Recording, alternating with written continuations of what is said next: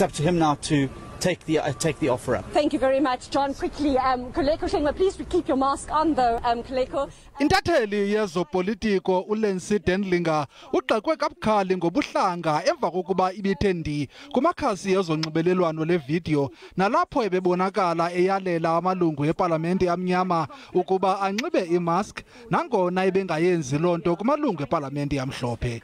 Namhlanje iqela leANC lenze umngcelele oya kwiiOfisi zejelo leendaba leENCA ngelichasene nendlela eyayaziphatha ngayo le ntatheli nokunganeliseki yindlela elisingethe ngayo lenyewe elijelo.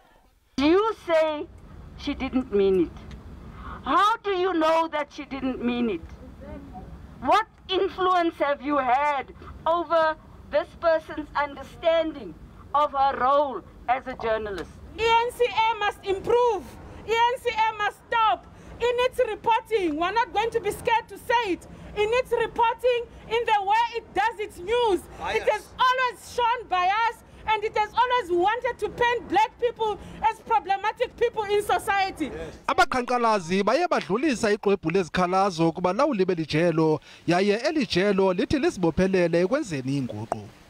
To ensure that our journalists, our management are aware of racial issues in the country. We understand that's a very sensitive issue of race and race relations. And as yesterday I've said, I've committed that we will have programs that we are going to be implementing.